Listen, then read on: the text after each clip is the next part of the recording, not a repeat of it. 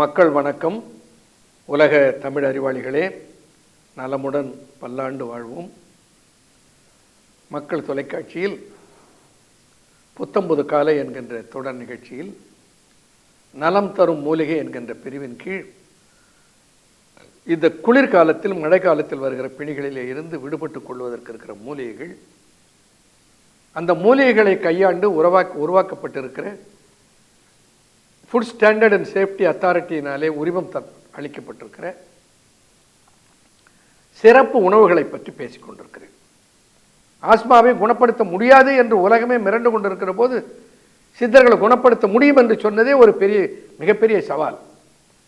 ஆனால் அதற்குரிய பயிற்சியோடு மருந்து எடுத்துக்கொண்டால் தான் அது குணமாகும். எவ்வளவு காலம் இந்த சிறப்பு உணவை எடுத்துக்கொள்ள வேண்டும்? குறைந்தது 6 மாதத்திலிருந்து ஓராண்டு எடுக்க வேண்டும்.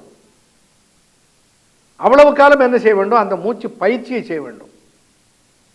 இந்த குழந்தைகள்னா ஒரு 6 மாதம், அதுக்கப்புறம் நீங்க எந்த மழையில தண்ணியில விளையாட விடுங்க. இந்த டான்ஸ் இருக்கிறது என்ன ஆச்சரியம்! தொண்டையில கபம் கட்டி கொள்ளுகிறது, இந்த டான்சில் கிளான்ஸ் வளர்ந்து விடுகிறது, அடினாய்டு வளர்ந்து விடுகிறது. அதனால அவர்களால் மூச்சு நார்மலாக சுவாசம் செய்ய முடியவில்லை. வாயை திறந்து கொண்டு தூங்குகிறார்கள். சிலர் வாயை திறந்து கொண்டு கொரட்டை விட்டு கொண்டு சிலர் தூங்குவார்கள். நமக்கு ரொம்ப மனசு கஷ்டமா இருக்கும். சுவாசம் எந்த பாதையில் போக வேண்டுமோ அந்த பாதையில் போகவில்லை, மாறாக உணவு போக வேண்டிய பாதையிலே சுவாசம் போகிறது. இதையெல்லாம் சரி செய்ய முடியும் என்று சிந்தித்தவர்கள் சித்தர்கள். இதையெல்லாம் சரியாக்குகிற வாய்ப்பை தந்தவர்கள் சித்தர்கள். ஆகவே நம்முடைய முன்னோர்கள் தான் சித்தர்கள். வேற யார்? சித்தர்கள்னா என்ன? நம்முடைய பாட்டன் பாட்டி, முப்பாட்டி, நம்முடைய பூட்டன் பாட்டன் தான் சித்தர்கள். அவர்கள் நமக்கு ஒரு அற்புதமான வாழ்வியல் நெறியை வகைப்படுத்தி தந்திருக்கிறார்கள். அதெல்லாம் விட்டுவிட்டு நாம் ஒரு உடனடி நிவாரணம் வேண்டும் என்ற ஒரு இயக்கத்திலே, ஒரு வகையான சிந்தனையில் பல வேதியியல் பொருள்களை விழுங்கிக் கொண்டு விடுபட்டு ரிலீஃபாய் வாழ்ந்து கொண்டிருக்கிறோம். அதை நான் தவறுன்னு சொல்ல மாட்டேன்.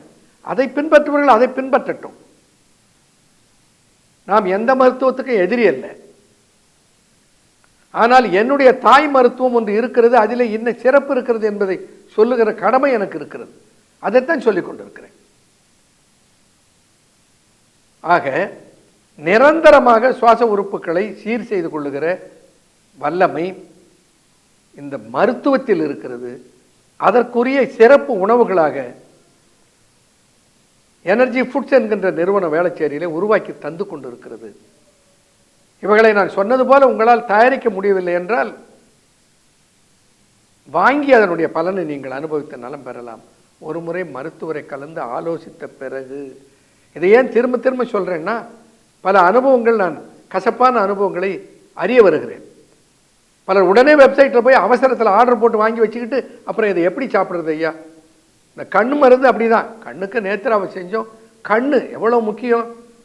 உடனே ஆர்வம், உடனே போய் நேத்திராவுக்கு ஆர்டர் போட்டு வாங்கி வச்சுட்டு எப்படி சாப்பிடுவது? நேத்திராவை பற்றி பேசியதற்கு காரணம் இப்படி ஒன்று இருக்கிறது என்பதை தெரியப்படுத்துவதற்கு. இந்த நேத்திராவோடு சேர்த்து ட்ரிப்பல் என்கின்ற ஒரு சித்தயோக ஃபார்மாவினால் தயாரிக்கப்படுகிற ஒரு உணவு மருந்தையும் நான் கூட பரிந்துரைத்திருக்கிறேன். அதனோடு அதற்குரிய பயிற்சியும் தந்திருக்கிறேன்.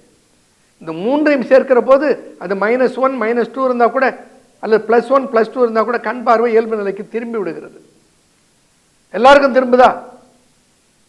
எல்லோருக்கும் திரும்பும். எல்லோரும் இந்த மூன்றையும் கையாண்டேன். எனக்கு நேரம் இல்லை, நான் கண்ணுக்கு மட்டும் மருந்து போட்டுக்கிட்டேன், நான் யோகா பண்ணலை, நான் அதற்குரிய உணவுகளை எடுத்துக்கொள்ளலை, அதற்குரிய வர்ம பயிற்சிகளை செய்யலை, எனக்கு கொஞ்சம் மாதிரியாக இருக்குது, முழுமையாக சரியாகலை. அது யார் குற்றம்? அது மருத்துவர் குற்றம் அல்ல, மருந்தின் குற்றமும் அல்ல, கையாண்டவருடைய பிழை. சொன்ன ஒவ்வொன்றும் முக்கியம். உணவு முக்கியம். இந்த உணவு சாப்பிடுங்கன்னா அந்த உணவை எடுக்க வேண்டும். இந்த உணவை எடுக்காதீர்கள்னா அந்த உணவை எடுக்கக்கூடாது. இப்போ இந்த இழப்பு ஏழை சம்பந்தமான பிணி உள்ளவர்களுக்கு நாங்கள் பரிந்துரை செய்வோம். இந்த உணவுகளை எடுத்துக்கொள்ளாதீர்கள். என்னென்ன எடுக்கக்கூடாது?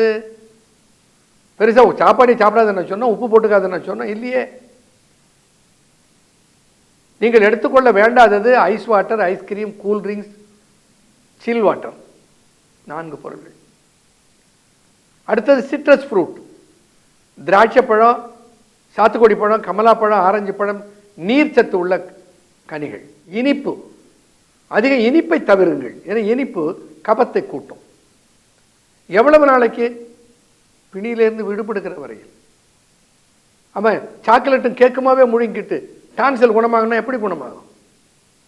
நான் சொல்லுவேன், வேடிக்கையாக சொல்லுவேன், 6 மாதம் நான் சொல்லுகிற அளவிலே இந்த கபா, கோரோ, டான்ஸ், பிராங்க்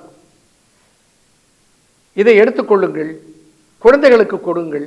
உடனே அந்த குழந்தை சுவாச முறையை பயிற்சி நான் சொல்லித் தருகிறேன். அல்லது என்னுடைய வெப்சைட்டில் இருக்கிறது. என்னுடைய மருத்துவமனையிலே அதை உங்களுக்கு டவுன்லோட் செய்து கொடுப்பார்கள் உங்களுடைய மொபைலில். வெறும் 100 ருபீஸ். அது அந்த பயிற்சியை உடன் கையாண்டு நிரந்தரமாக குணம் பெற்றுக் கொள்ளுங்கள். 1 மாதம் சாப்பிட்டுட்டு நல்லா இருக்குன்னு விட்டுட்டா அதுக்கு மருத்துவரை பொறுப்பாக முடியும். விடாமல் தொடர்ந்து எடுத்துக்கொண்டு அது நிரந்தரமாக குணமாக்குற காலம் வரையில் எடுத்து அதிலிருந்து குணமாக்கி கொள்ள வேண்டும். தொடர்ந்து பார்க்கலாம். நன்றி, வணக்கம்.